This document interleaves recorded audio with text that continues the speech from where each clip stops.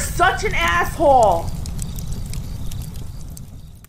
This video is definitely brought to you today by the Book of Numbers, analyzing the ROI of the pursuit of women. I believe the client is new, probably just discovered the red pill, because guess what he wants? But he still wants the girls. Now he doesn't want a girl, but after getting divorced, I think he wants to get married again. And to the client and any of you out there, please, you could pay me. I mean, the guy's rich and I got to make money too. So I don't mind consulting you, but please get this and please read it. And then look at the numbers. And no, I didn't fabricate these numbers. They all come from like databases, legitimate sort, not biased or anything like that. Because I mean, it's not like my thesis was going to not be proven. Like I didn't have a concern seeing all the, what you take in with your eyes and the empirical experiences and seeing everyone get to, I wasn't like, oh, the numbers, my number, I have not the numbers, but my reality I'm witnessing is wrong. No, it is a bloodbath out there. There is no reason for you guys to get married. None.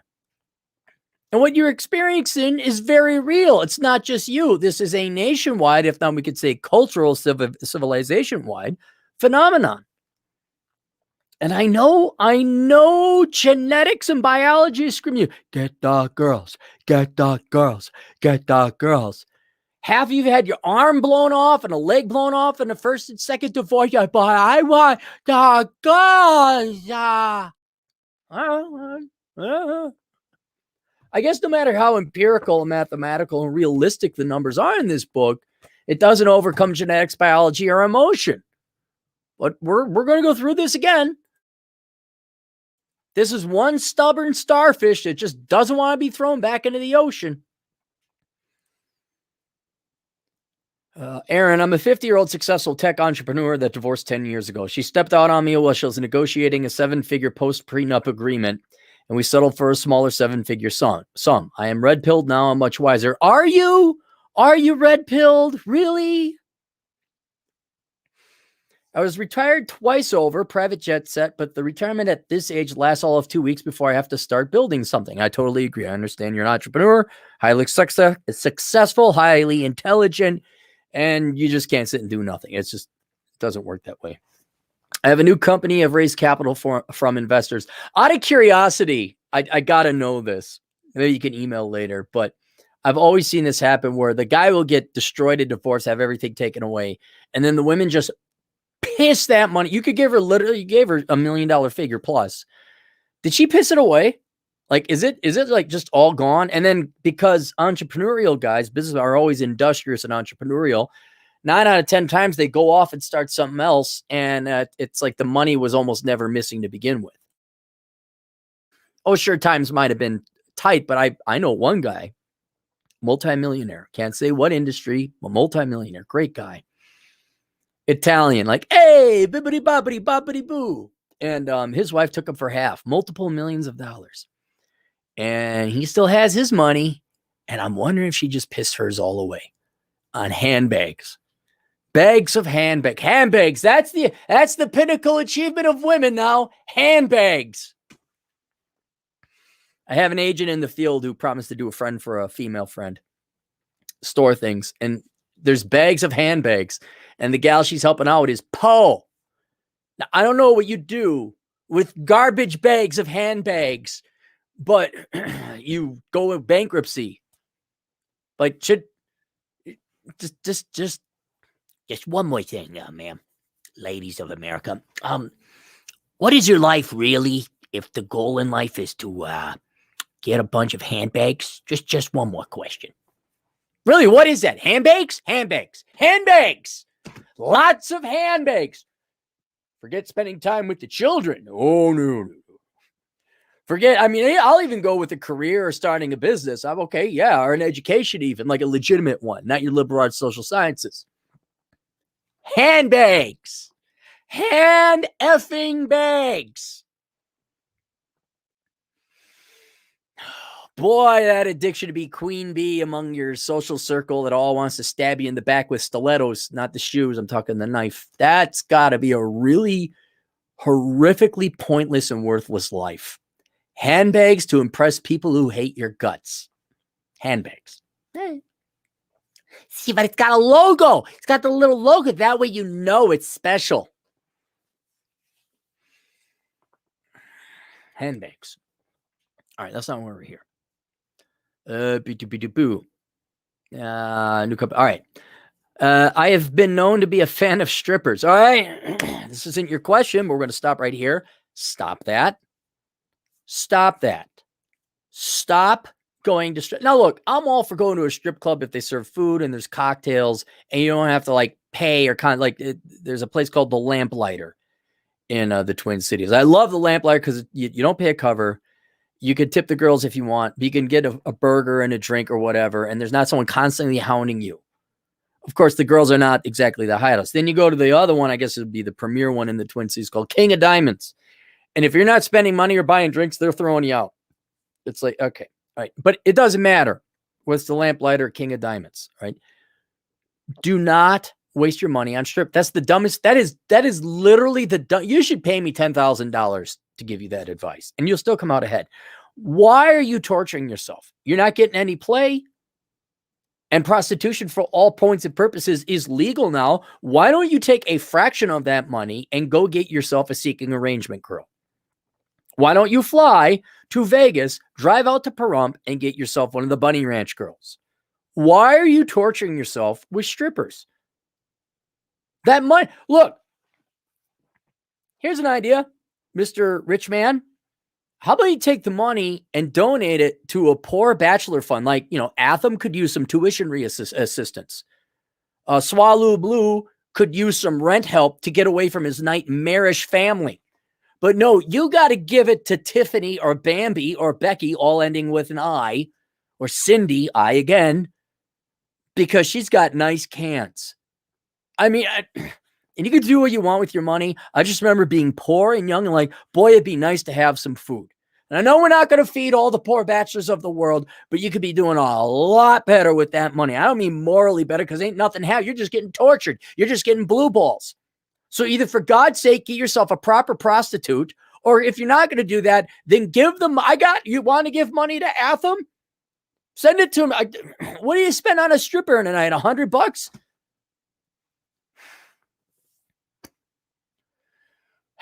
But it would be nice to have something more. Oh, but there's no way I'm going to take care of a single mom with kids, which is most gals out there. What to do? Happy to spend some money for some good advice, not just from me, but from manager. Okay, we stop at the strippers, all right? And at minimum, you're going to repurpose that so you get laid. I can't imagine it's going to be that much more expensive. All right? Even if you have to fly to Vegas, flight included, you get cheap flights out to Vegas, Spirit Airlines. The airline of choice of the Cappy Cap show. So as an economist, that one's a no-brainer. At least you got laid. Okay? And there's no more, as far as I'm concerned, if you're concerned about the moral, you seem to be new here. Well, isn't that immoral or isn't it? No, you're paying for it anyway. What's really sad and pathetic, more sad and pathetic, is paying not to get laid. That's what's sad and pathetic. But everyone pays to get laid. Everyone, guys. You all pay to get laid. So I do not delineate or discriminate between barter and cash. There's no difference. And let me ask you this, since you went through a divorce that cost you 7 figures, how many prostitutes could you have afforded each and every night with that settlement? Don't tell me you don't pay. So there's no shame in paying. None. And you should, of all people, with your 7-figure payout, you should know that. All right. The second thing, if you're not, give the money to a charity or something, a good charity. And not just charity. I got people. I'll direct you who to give the money to. And it's not like 5 cents out of every dollar will make it into the hands while 95% goes to like whatever, the United Way management staff. But for you, what to do? Dude, no, I know everyone says like men are in their prime from 30 to like 60 or 55. It's a little late for you. There is a metaphorical wall for men too. And you're about at it.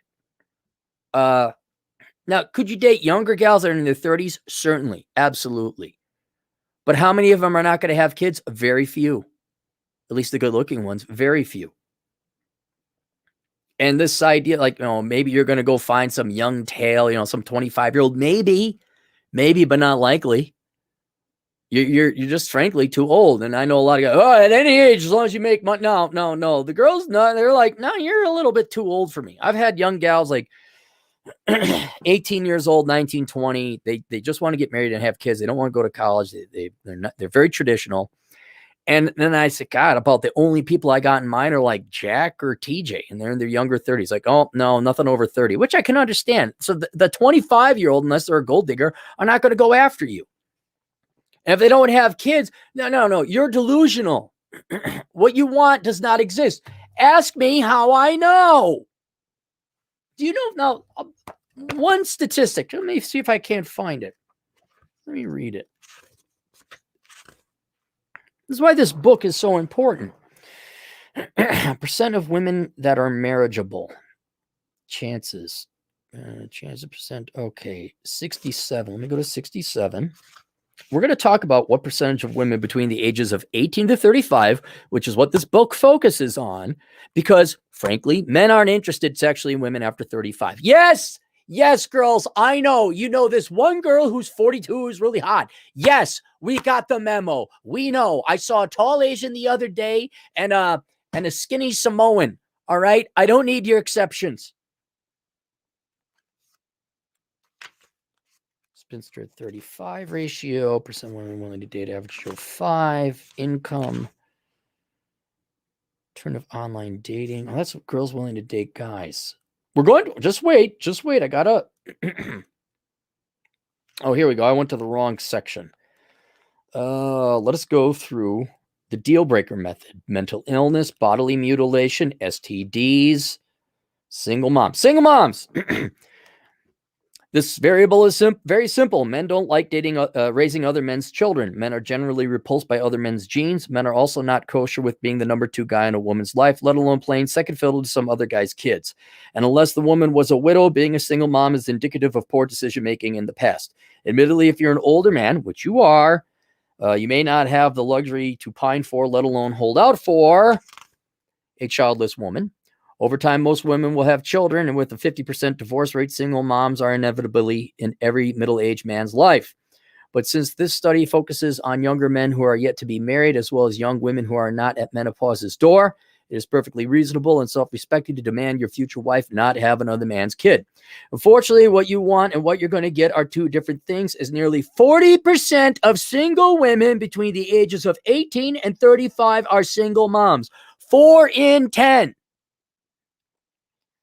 Worse, the better looking a woman is, the higher percent chance she has a kid in tow. This phenomenon was particularly noticeable when surveying online dating platform profiles in rural areas. And that was stark.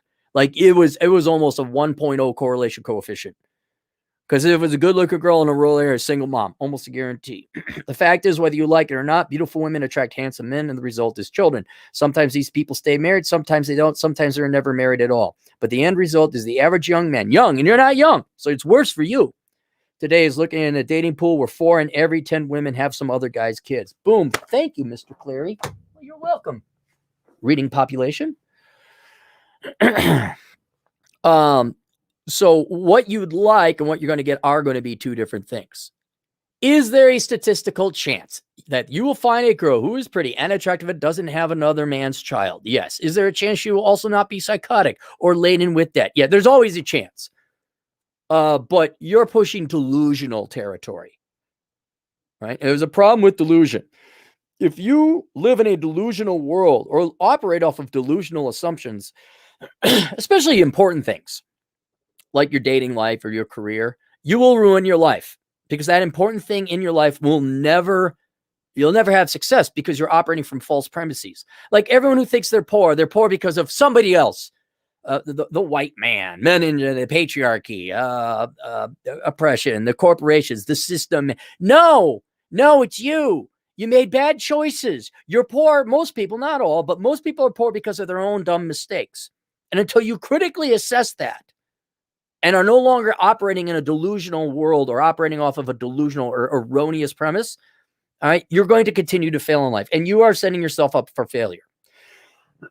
So what I would do, I'm not saying don't ask gals. I'm not saying don't have a profile on the dating profile that says, hey, no single moms. I make a lot of money looking for this age to that age. You can throw it out there, but have no expectations.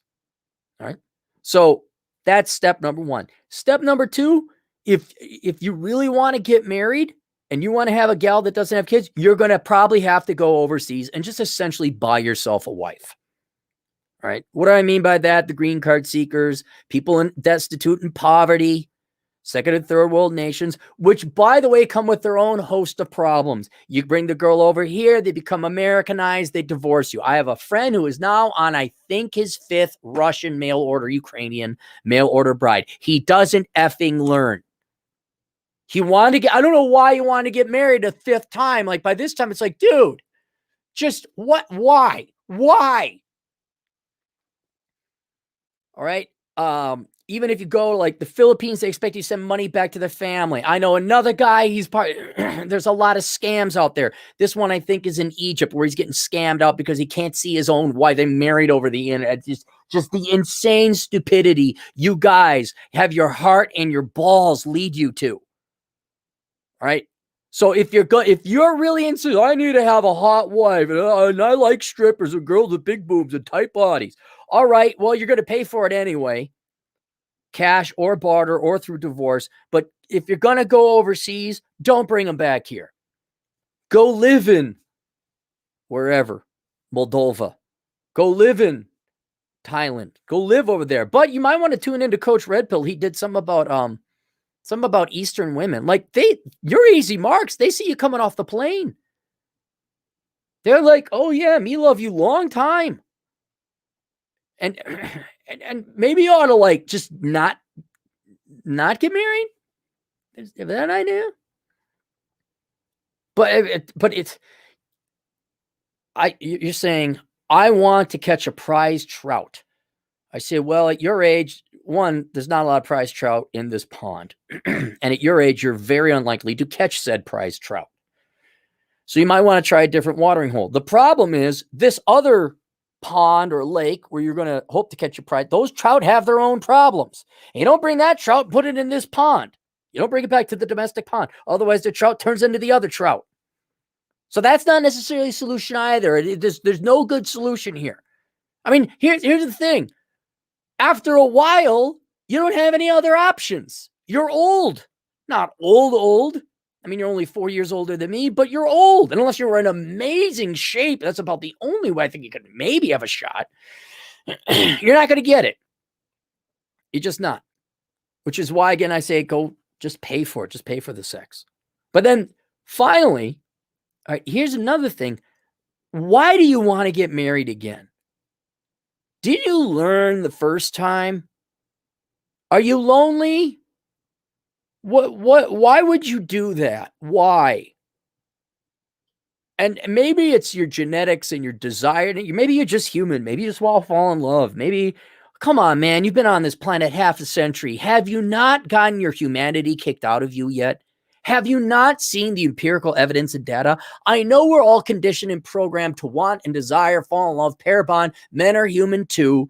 But come on, man, men are also empiricists. Did you not witness what happened to you? Have you not dated in the past 10 years? Why do you have hope? Why are you letting this hope ruin you?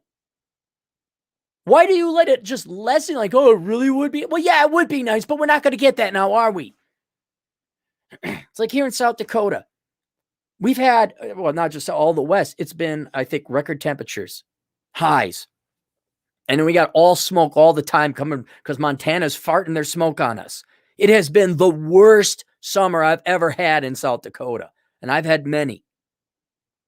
It's like, inevitably, it's like, okay, it's going to be another day. Like, when do you accept the fact it's going to be another hot, humid day with a bunch of smoke and haze, and you're going to be coughing your lungs up? And you're not going to go outside and play, and you're not going to have a good time because you could drive 200, 300 miles in any direction. It's still hot. When do you accept reality? I have no solution for you. I have no good solutions for you. I have no good options for you. I have really crappy options that might work, and that's the best I got. So unless you were in, every once in a while, Clooney, I think Clooney's in his 50s. All right, if you look like George Clooney, fine. The money, I won't tell women you got money because they're just going to go for it. And you want to, where is it? I've been known to be a fan of strippers, but it'd be nice to have something more. How much more? Like girl on the side, a plate, couple plates. That's what you really ought to do is just spin some plates, look it up. But I would never fall in love. Well, I can't control it. I would never move in with a girl. I would not marry a girl. Have a girl have her own place and see where that goes. All right. But you are lining yourself up to be hoodwinked again and taken for another bit of money. Like my buddy who's on his 5th wife now. And I don't know. There's something about the strippers. Like your logic is wrong. You're not ready to get a serious gal if you're like patronizing strippers all the time. Instead of going to the strip club, go to the gym. Okay, get to be the best looking 50-year-old you possibly can. Hopefully you look like the world's most interesting man. And something more, be prepared for there not to be something more. You got to date a lot. Maybe you find the right gal, and there's no way you're going to take care of a single mom with kids. All right, but you might have to settle for a single mom whose kids are out of the house. I mean, that's what the market is. There's a guy, he has the female delusional expectations calculator, who, by the way, said he would be all right with me running an ad on his sites. That's good. He does the opposite, where these women want a guy who's 6 foot tall, 6-figure income, blah blah blah blah blah blah blah. And he did the math. I'm kind of curious about his math, if he did cross correlation or not. But he does the calculation, and what you would think, even like, well, okay, most girls do want a guy who's 6 feet tall. Most girls would like a guy 6 foot, 6-figure income. And then I don't know how the race works. I think it's like, if you're looking for that specific race, well, then it's 1/5 the population. So it even makes it. But if you said, I don't care, that obviously increases your chance.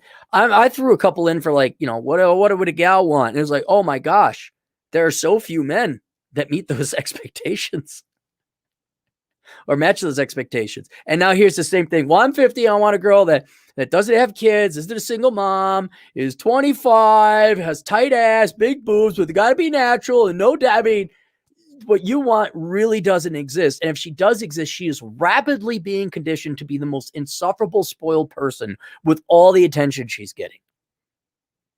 Which means maybe go overseas, but there's a whole host. Talk to other people. Troy Francis might be one. He's overseas now. But otherwise, aside from being incredibly good looking, there's not much you're going to have to reel in your expectations and realize you may not. The chances are very low you're going to find a supportive wife who is not a single mom and is going to stick with you till death do you part. I think your best shot is a single mom whose kids are out of the house. That's about your best shot. But what I need you to do is read this book, okay? And you sit and think long and hard about whether you want to get married. How many girls have you dated where you felt compelled to propose? I mean, go out and date, which I presume you have for the past decade. Well, you haven't found one, have you? You didn't propose yet, have you? Well, that's not bad luck. That's the market. That's how bad it is. Accept it. Stop hoping. Stop having hope. There should be no hope. Look where hope got all the poor black people that voted for Obama. Got them nowhere. Still dead last place.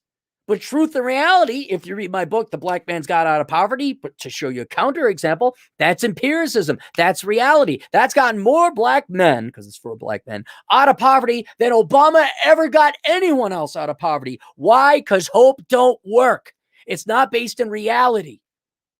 You need to accept reality. You need to lock in and expect to be a bachelor for the rest of your life, because there's that few quality gals, especially at your age and especially without kids.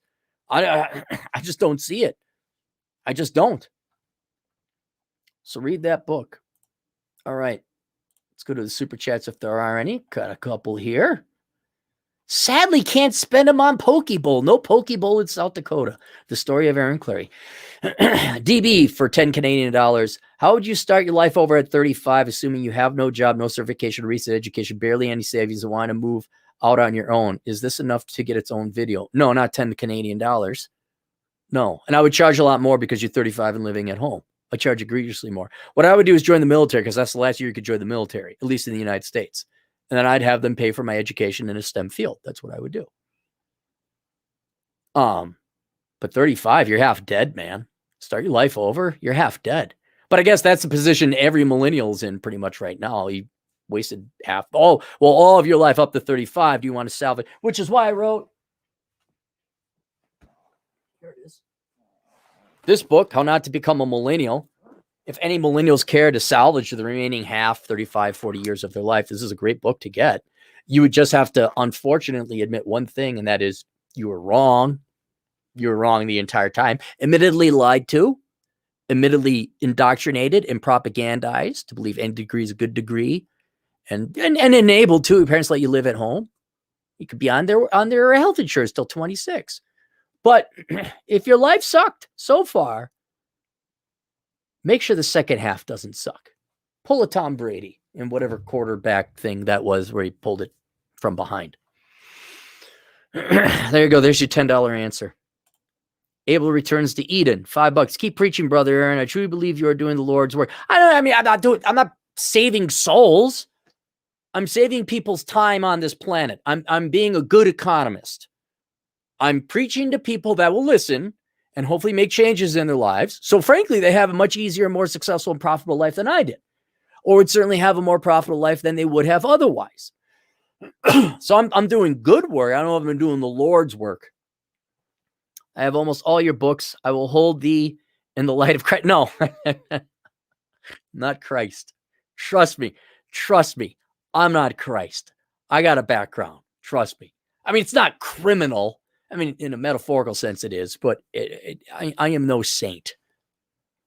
And the way I got here was by effing up and being a sinner. And like, oh, that didn't work. That was dumb. Shouldn't do that again. A couple more here. Hello, Kermit the Frog here. Scott J for $5 for nothing. It's like I'm a stripper. I got $5 for nothing. This is great. I feel like a pretty woman. Thoughts on Afghanistan? David, tomorrow, me and Turd Flinging Monkey are going to talk about it because he was stationed in Afghanistan. He pays more attention in the news, and I haven't. We already, someone has emailed a request about my thoughts about Afghanistan, which I have none because I haven't been paying attention to the news. I don't care anymore. I'll tell you this: I don't care about Afghanistan. I really don't. Good, they took over again. All right. I don't care. I have enough problems to worry about with my own countrymen, or specifically countrywomen, hating me because I'm male, voting for policies that take away more and more of my money and allow for legal discrimination against me because of skin color and sex. That's kind of more on my mind right now. I feel bad for the people of Afghanistan. I wish things could be peaceful. I wish they weren't under a tyrannical Muslim theocracy. I wish they were more like Dubai. I don't know why most of the Muslim world doesn't look at Dubai and say, hey, let's do that. But not my concern. But I do wish them the best. So, but we'll have a much more educated and informed discussion about it with TFM tomorrow. The time of which I will let you guys know later. It's kind of up to him. Because I guess he's got a real job. I don't. This is my job. I got a lot of people upset I did a Clary test on Tim Pool. And I awarded him, as well as myself, a quarter point, which in the Clary test, you want a low score. So getting points is bad. And I like, come on, podcasting ain't really a job. This really isn't a job. So I gave him a quarter point. He still scored very well, but I even said I give myself a quarter point. I even give myself a full point for having a worthless degree. So I'm a 1.25. But people are like, that's a real job. Any job you give, that's a real. I'm like, no. Journalists, government workers, teachers, no, not real jobs. And podcasting, albeit it takes a little bit of effort and work, kind of not a real job. Not like when I was digging my trenches the other day. Not when I shoveled manure as a young man. Not when I patrolled security and stayed up 24 hours a shot. Those are real jobs. Yelling at the internet is not a real job. Scott J. We caught up. Oh, wait. David, $5. Glad I got denied from the Air Force. Yeah, I mean, what was that? I mean, look, you would have gotten paid. You would have had camaraderie.